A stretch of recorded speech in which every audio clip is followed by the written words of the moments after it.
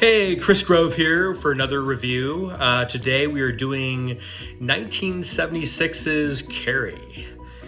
Carrie was directed by Brian De Palma.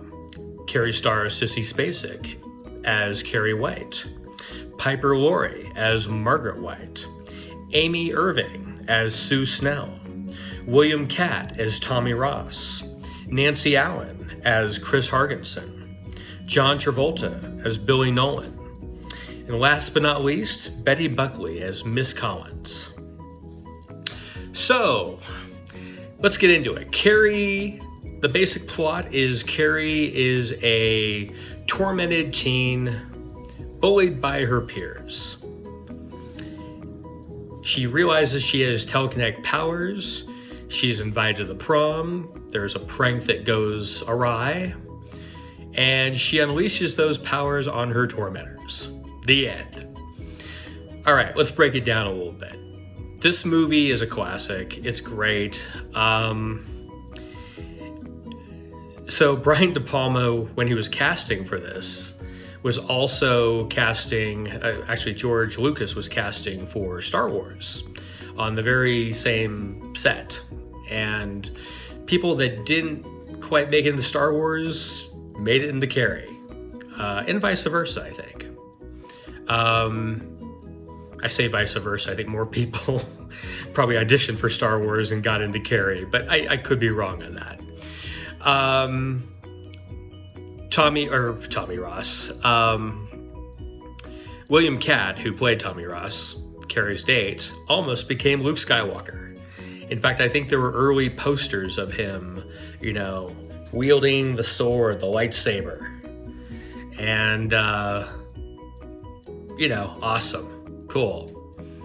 Yeah, I know it's a lightsaber, not a sword. Anyway, I am a Star Wars fan. Well, the first trilogy anyway.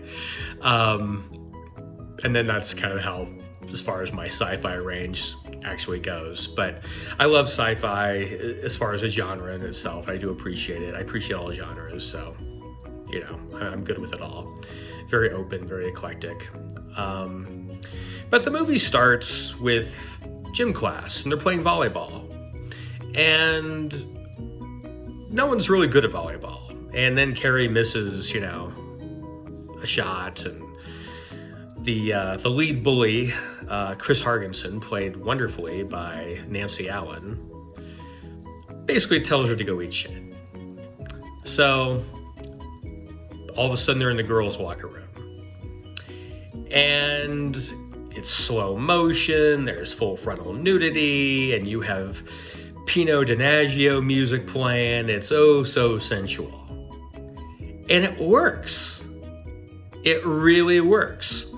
It's sensual. I won't say it's erotic. I mean, this is a high school girls' locker, for Christ's sake. So come on, it's not, we got to keep it a little, I don't know. Let's not go from sensual to erotic here. Okay, let's just not do that.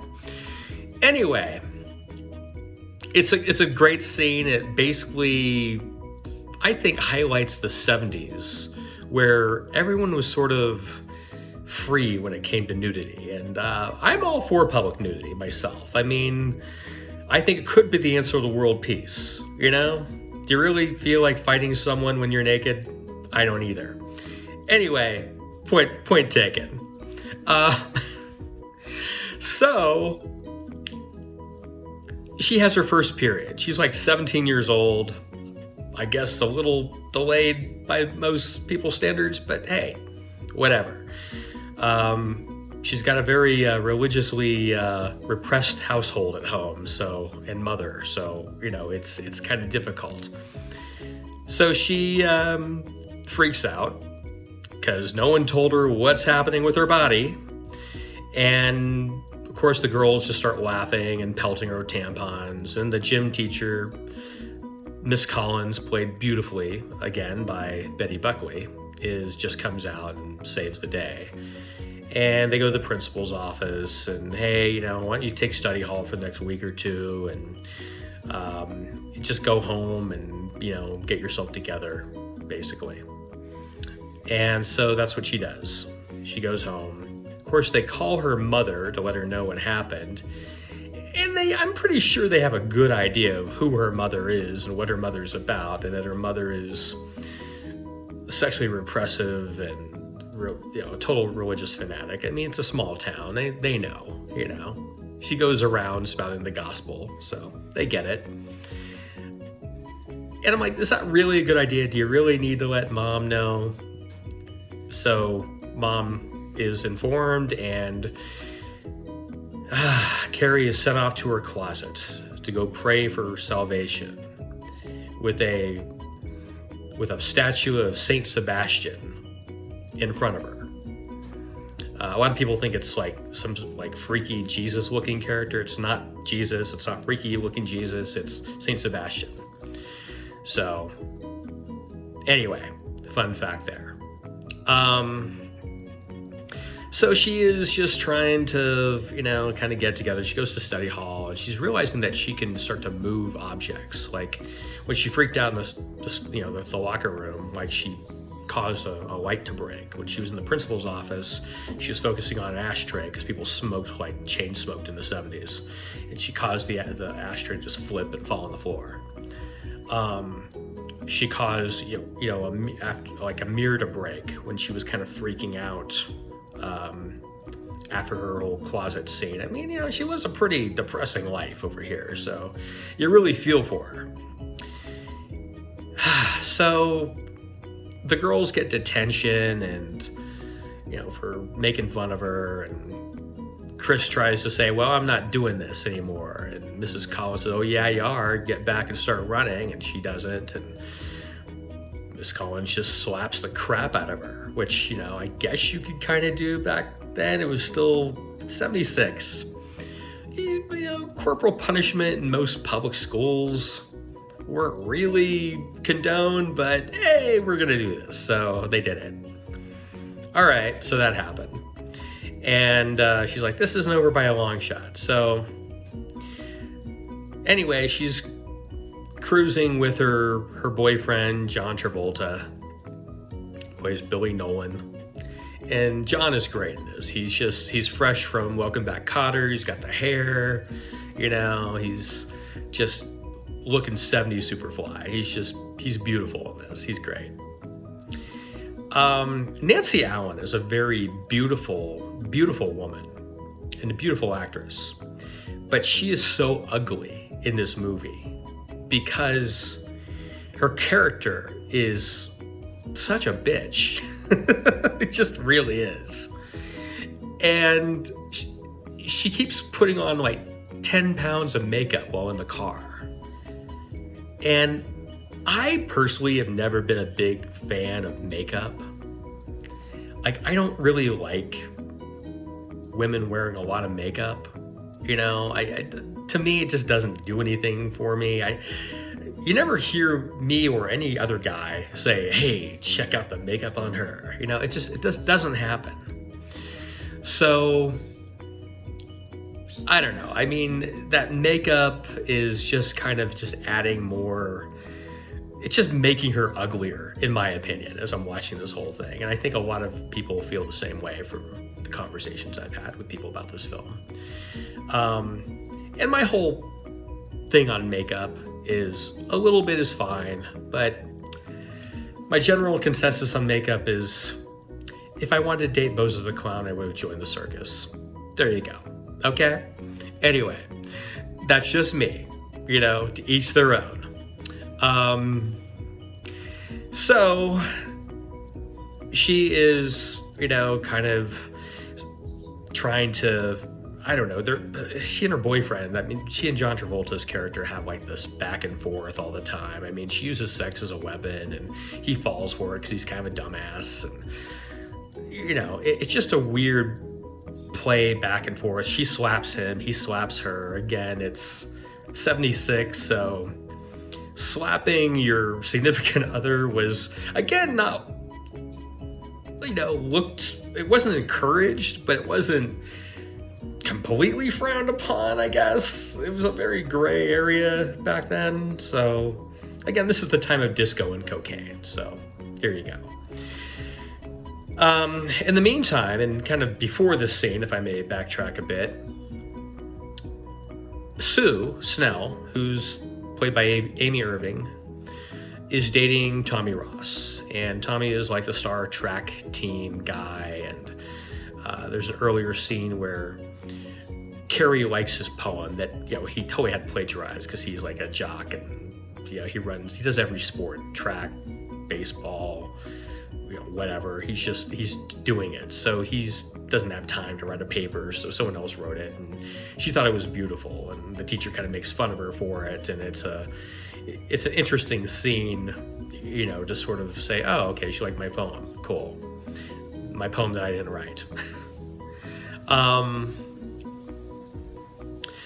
So going forward, Amy Irving's character, Sue Snell, decides to ask Tommy to take Carrie out to the prom because she feels horrible about the way that they treated her in the locker room, and pretty much like probably her whole life. Hey, we understand her mom is different and she's different, and that's the only reason why people are making fun of her is because she's different.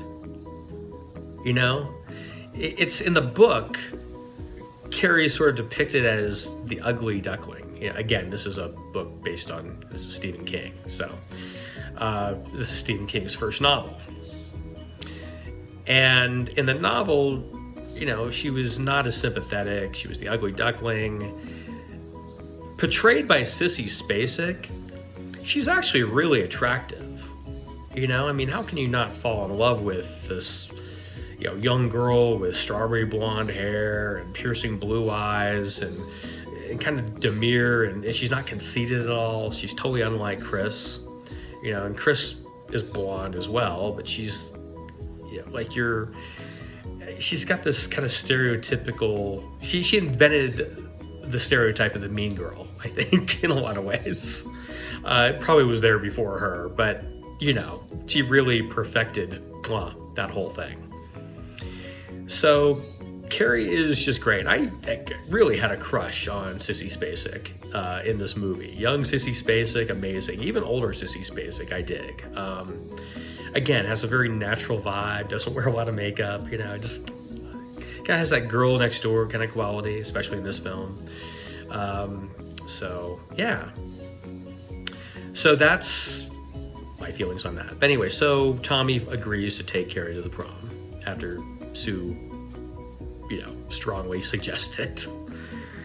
And so he asked her out. Of course, she runs away because she feels like she's falling into a trap, if she says yes, and which, rightfully so. I mean, I can get where she's coming from, but she's like, okay, well, fine, I'll go. And she goes, and before she goes, she has to tell her mother, and her mother is none too pleased, but that's when she starts to, turn the tables on her mother a little bit, and she just says, I'm going, and she closes the doors, the windows, and they shut, and she goes, I'm going to the prom, and I don't want to talk about it anymore. And her mom is just like, this is Satan's power, but she realized she has no control over this power that Carrie possesses. So she is scared shitless, basically. And she doesn't know what to do. So anyway, her mom's at bay now. Like, she's, I guess, she can't stop her. She's trying to talk to her. She's trying to reason with her according to her version of the Bible, which is kind of hilarious and kind of pathetic at the same time. Anyway, she goes to the prom. In the meantime, Chris and Billy plan to rig the prom king and queen election so that she and Tommy win, and she's standing right under a bucket of pig's blood. Yes, they slaughter a pig and drain its blood for this prank. They are well-adjusted individuals, aren't they? Jesus. Anyway, that happens. So they do that, they rig the bucket, and how do they know where she's going to be standing exactly? Like, do they, what if she's standing like over here and Tommy's right under the bucket? Or what if they're like totally not there? Like, how do they know they're going to be right there? It's, I never really got that point. I mean, they could be standing anywhere. I mean, you have to be so precise in that, but hey, it's Hollywood, so I forgive it. So, obviously the prank goes as planned, and all hell breaks loose when she unleashes her telekinetic powers. And I'm going to stop it there as far as spoilers, because if you haven't seen the film, go ahead and do it. But I think everyone has, gets the idea of where this is going. And it's a great film. It's really well done. It kind of feels like a cross between an R-rated after-school special and a Greek tragedy. That's how it feels. It's probably the first anti-bullying film that's ever been put out there, and it just works on so many levels. So I don't know, I'm for it. I think it's great. A lot of people love it. It's a classic. They cast it with Star Wars. It's awesome. I would say definitely check it out if you haven't. It's a lot of fun. It makes you think. Margaret White, played by Piper Laurie, is amazing. When she first read the script, she thought it was a comedy. She's like, this is supposed to be funny, right? Because no, this is serious. Okay, sorry. So yeah, she was perfect as a woman who is sexually repressed. And she has a whole monologue explaining that later in the film, where she explains, her sexual repression, and that I guess she just turned to religion because she didn't know how to handle enjoying sex. So this is what happens when you're sexually repressed, people. Just don't do that. And don't bully people. It's not nice. And this is really the first anti-bullying film out there, as far as I know, that really focused on bullying. Sure, there's probably others before it, but I can think of a few offhand, but this one really kind of drove that point home. So, good film, solid cast, solid direction. Check it out if you haven't seen it. It came out in 76, so been out a while. Anyway, we will catch you next time. I think I'm doing The Shining next. Stay on that Stephen King path. Oh, and by the way, Stephen King loved this movie, by the way. He did not like The Shining, the film adaptation of The Shining, but he loved Carrie. He loved the fact that she was a sympathetic character, more sympathetic than he made her out to be anyway.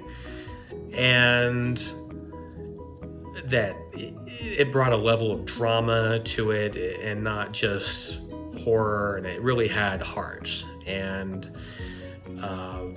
he loved it, and he loved the fact that I think it had that sort of Greek tragedy vibe. He really liked that too, so he was all for that. He did not like The Shining, and I'll get into that with my review of The Shining when I do that next. So stay tuned, be safe, happy October. Hope everyone is safe and well, and be awesome and be excellent to each other. In Jesus' name, amen. Kidding. A little, religious humor there. Or whatever your faith may be. Hope you enjoyed this. Give a like and subscribe. If you'd like to,